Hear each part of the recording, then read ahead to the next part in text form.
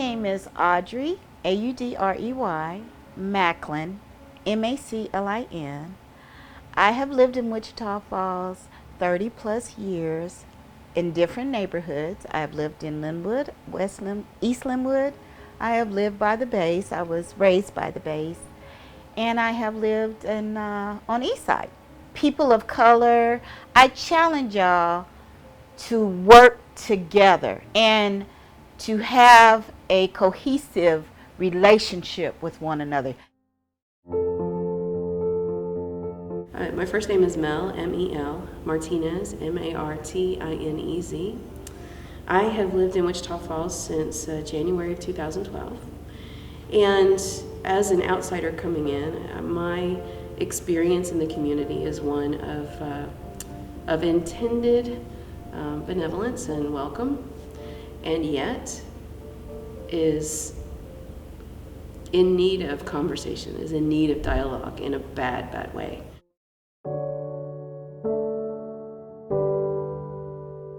My name is Brandon Cooper, B-R-A-N-D-O-N, Cooper, C-O-O-P-E-R. I've been here all my life, went away for college for a couple of years. My deal is maybe we should start seeing color.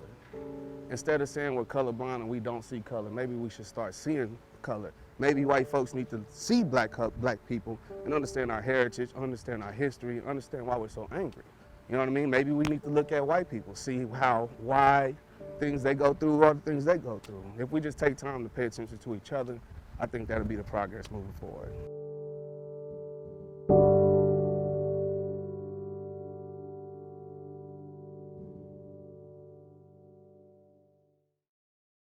My daddy served 23 years, I believe, in the military. Whenever they had things to do on the base, activities, they would have track meets, they would have all kinds of, it's quite different than the military now. So I go to the hot dog stand, and the hot dog stands, and the gentleman says, give her the blackest hot dog. She doesn't matter, she's black. So I go tell my daddy. And of course, he's my daddy. He's not my dad, it's my daddy. And he turns blue, red, green, and all different colors. And he goes back up there, and he's me in tow, and he said, which one said it? I mean, he just went berserk because this is what they were trying to protect us from. Segregation is not that old. You know what I mean? I talk to my grandma all the time. Like, I talk to her all the time and get so many stories of what she had to go through as a kid. You know what I mean? And she's 74 years old. The two of them that really stuck to me was one of the first ones she told me. One of the first stories she told me was about how they had to serve the black men, the black workers in the kitchen. You know what I mean? They weren't allowed to sit in the foyer or whatever, and they had to basically go through the back, all through the kitchen, and sit in the back and eat their food type stuff. And that was like her first job. You know what I mean? And she used to tell me stuff like stuff she did at work all the time. And another one that really stuck with me was recently we talked, and she was telling me about how when they got out of school for the summer, they had to go to the fields, pick cotton, and also sew uniforms for the kids for the following school year. So when school was out, white kids, they go do what they wanted to do, enjoy their summer break, go travel, go to the lake. My grandma, her and her sisters, they had to go to work. They had to go to that field, go pick that cotton. They had to go sew them uniforms up and get them ready for the following school year. And that was like, I don't know why that one really stuck with me, but it stuck with me. You know what I mean? It's just like, damn. You know what I mean? Like, those microaggressions, they cut just like knives into our spirits. And I'm in the spirit business. I'm in the soul business, I see the wounds. I have them myself. My father is Hispanic, of Mexican, Native American, and Spanish descent. My mother is white, of I believe it's Irish and German, Western European descent. And I, being the third child of my dad, but the only child of my mother, I have a couple of half-siblings, I was the lightest skinned person in his family. And I'm not really Mexican enough, but then all through my growing up, I experienced the reality that I wasn't really white enough either. When we moved into Weatherford when I was about 11 years old, I was different enough. I might have been fair-skinned, but my facial structure, my stockiness, my build, all that kind of stuff were all cues, unconscious, subconscious cues, but still cues that I was not like them. And I was in a predominantly white school, much like Wichita Falls. Weatherford was, and still is, predominantly white. And so I was an outsider moving in. I was not quite white enough to really be one of the gang. You add to that I had LGBTQ identities that I hadn't even worked out yet, right? I hadn't even begun to work on those things at 11 years old. I had some awareness already, but no language. And I became the center of, let's see, how many years is that? 11. Of 8 years of peer abuse. I do believe that there is a strain of prejudice and discrimination against people of color, against people who speak different languages, against people based on sexual orientation, gender identity. All of those things are alive and well in Wichita Falls. And the bulk of people, though, that I have come in contact with are at the very least tolerant and polite. The challenge to politeness is that there is a line that can be crossed in which you become dishonest. We're losing our community. Yes, Midwestern is a great university, but we're losing our guys. Soon as they walk the stage, they're walking back down to Dallas or whatever. They come up for the for the homecomings and stuff, but a lot don't stay here because they feel there's nothing here for them. Oh yeah, Wichita Falls. It's America. What you mean? That's gonna happen. You know what I mean? It's gonna happen. My kids gonna be called nigga. You know what I mean? They probably already been called nigga. You know what I mean? Like, they kids probably gonna be called nigga. You know what I mean? Because that's just how it is. It's America. You know what I mean? Not saying it's okay, but that's just how the ball rolls. You know what I mean? And we gotta adjust to it. But yes, I experienced it a few times out here. You know what I mean? One story, we got pulled over going to Little Caesars, going to get some pizza. My homeboy wanted to go get some pizza for his kids, so we all three jumped in my homeboy car. A Grand Marquis, of course. No tints on the windows, of course. So you see the black guys in there. Cops are a car or 2 cars behind us, and we're at the stop sign. Somebody's coming this way, so of course you got to stop if you know how to drive. You got to stop, then go. So we get to the stop sign, we go, we turn. Immediately, as soon as we turned, they waited their turn, they went right after us, pulled us over. Pulled us over for what? He said we didn't stop at the stop sign. Okay, whatever.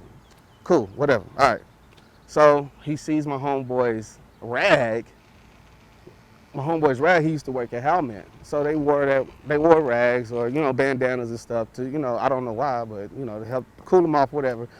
Besides the point.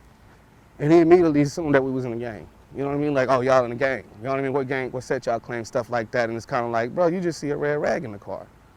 You know what I mean? Most of the racial things that I ran into is mostly, I wouldn't say mostly WFPD. You know what I mean? Of course, other folks out here have been racist or whatnot, you know what I mean? But that's pretty much one of them that stuck out to me.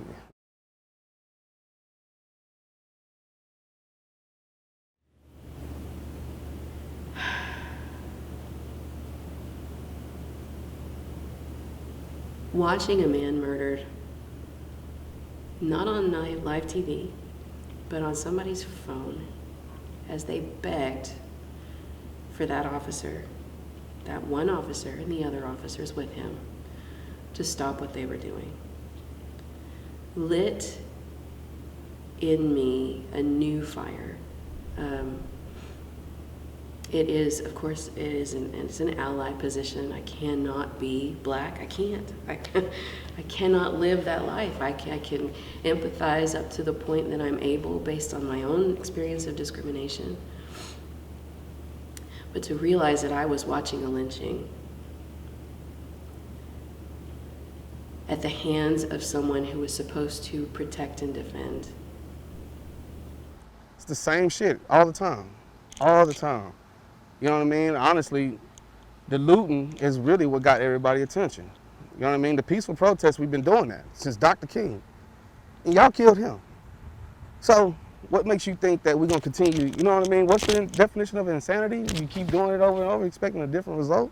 Like, it's starting. That's why we're out here tripping like that. You know what I mean? And enough is enough. We're tired of it. There's so much anger. It's so much anger, and they simply, nobody knows where it's coming from, but that anger is there. And every time you hear a story of a young man or a young woman being shot by the police or being killed, or they were unarmed or whatever, people are mad. They're, they are. And this latest one with the knee on the neck was simply the nail, I guess you could say, in the coffin, because now everybody is really, we've all been boiling. We've all been boiling, but it has blown up all over the world. And to see that guy so comfortable, hands in his pocket, on his neck, like, shows us, like, if that didn't wake you up, as a person, like, then you just don't have a heart. And I don't know if something would have been done had we not had the protests, had we not had the rallies, had we not even seen the riots. What I told my son the other day, my middle son, is, you don't understand. You're in the fight of your life every day you go outside.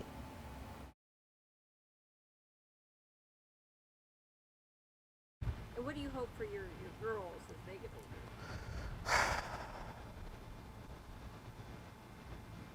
I hope that things change. You know what I mean? I hope that they'll be able to walk down the street without being bothered or, you know what I mean, kidnapped. Especially, I got young black girls. But my daughter asked me the other day about Puerto Ricans. You know, I educated her on a little bit, and she was like, was that racist for me to ask you that?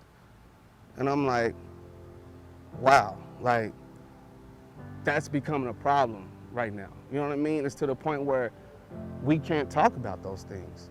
And we need to talk about those things in order to move forward as a country. I don't know what God you're serving that says it's okay to speak about somebody because of their race, to down somebody because of their race, to look at somebody of the color of their skin and say, well, you're just that. I think I'm beautiful. I love my color. I love your color.